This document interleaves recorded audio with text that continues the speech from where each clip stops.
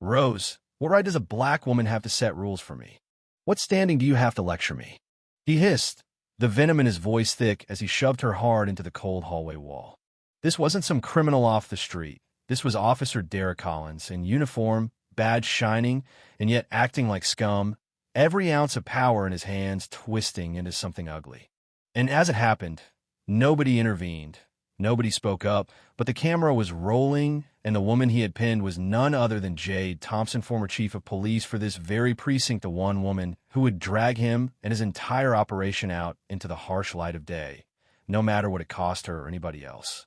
If you ever found yourself face to face with a man like Officer Derek Collins in the halls of your own workplace, your life's work turned against you, what would you do?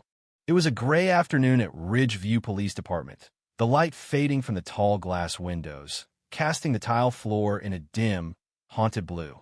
Keyboards clacked quietly, footsteps echoed through the corridors. But beneath it all, there was this invisible heaviness pressing on everyone's chest, the feeling that the whole place was holding its breath. Jade Thompson, once the chief, now just a name in a shuffled deck, moved through the admin area, clutching a file stamped in red emergency report, internal affairs.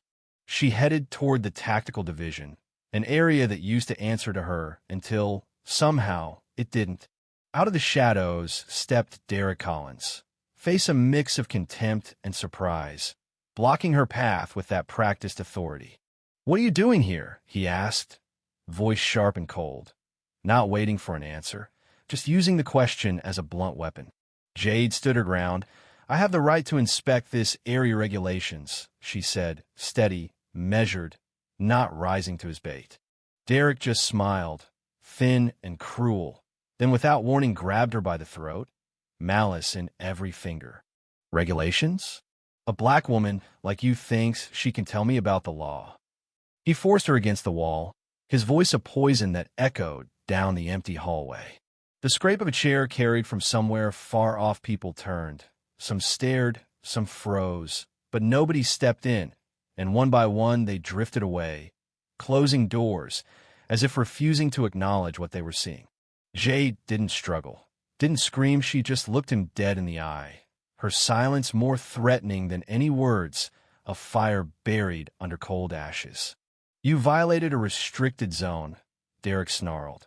"I have the right to detain you." And as he snapped handcuffs on her wrists, the sound echoed like a gunshot.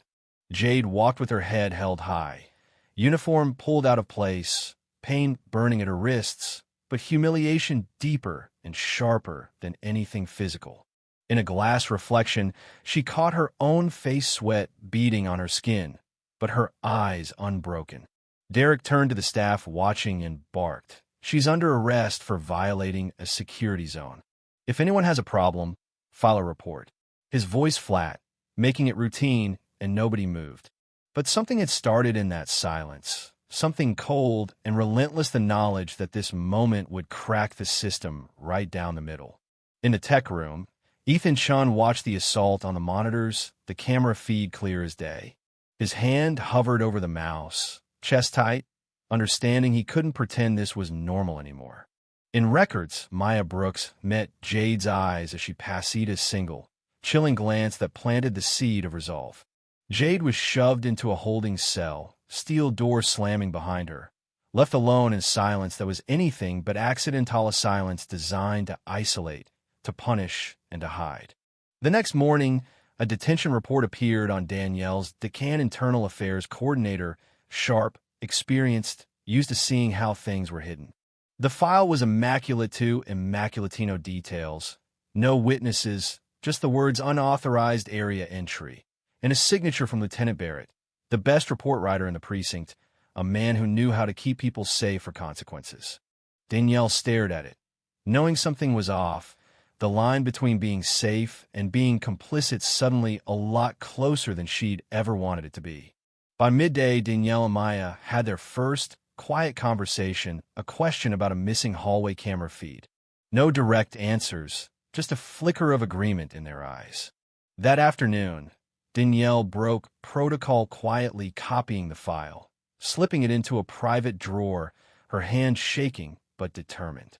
In the holding cell, Jade sat against the wall, the hours passing irrationally, knowing this was just another form of pressure, legal, clean, and almost invisible. Ethan, unable to sleep, found a 17-second gap in the camera footage deleted at midnight, overwritten by an administrator. He saved what he could to an external drive, but didn't send it yet. Danielle, meanwhile, was summoned and gently warned by Lieutenant Henderson to stop digging.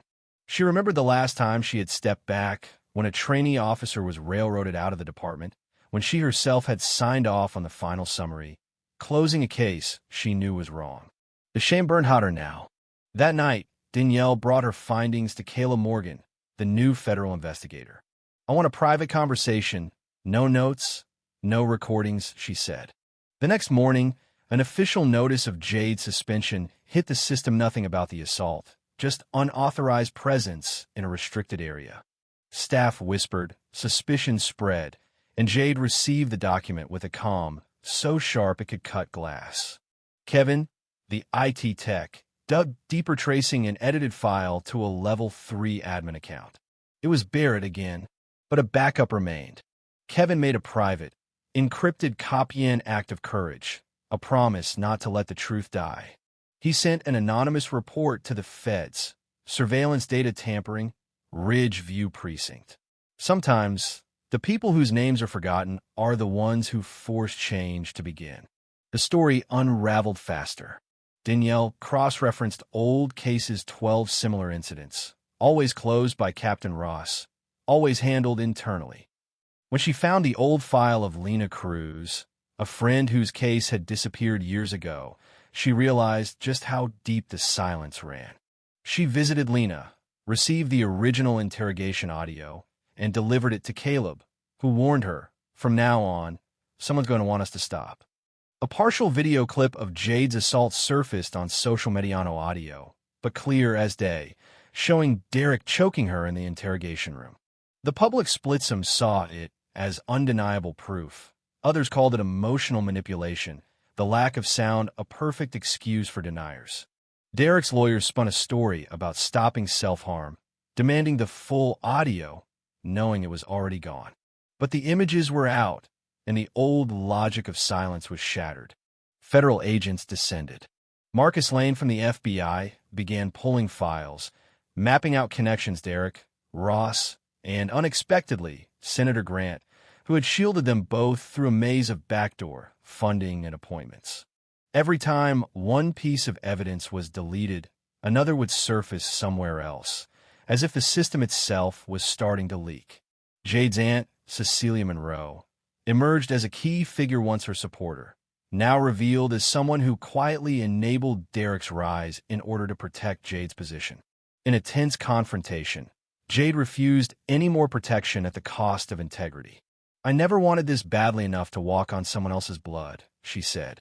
Under mounting pressure, Ross and Derek were both suspended and named in the federal investigation. Officers began to turn, some quietly resigning, others breaking their silence to testify. Danielle, for the first time, chose not to stand in the middle. Kevin entered witness protection.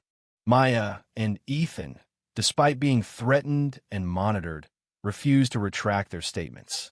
As Jade told her team, "I don't need neutral people. I need people who still know right from wrong." The final blow came in court as Thomas Grayson, the retired data tech, produced the original, unedited footage, confirmed evidence of systematic tampering. Federal prosecutors laid out the charges: abuse of authority, assault, evidence destruction.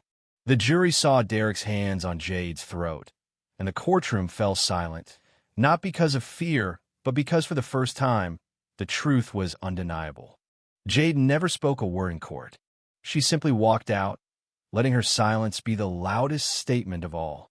The media erupted. Some called her a hero, some questioned her pride, but most understood that her refusal to accept applause was her final act of integrity. A new task force Torchlight was formed, dozens of cases reopened, and the phrase, "We began with one, now no one gets left behind," became a rallying cry. So let me ask, have you ever been pushed aside, judged unfairly, or quietly proved that you're stronger than anyone imagined? Do you believe in the power of truth, Or do you think some silences should never be broken? Justice isn't just what happens in a courtroom, it's what happens every time someone refuses to turn away. If this story made you think, share your perspective below. And if you believe in the power of courage and change, don't forget to subscribe for more stories that push boundaries, because sometimes all it takes is one voice, and the whole system has to start listening.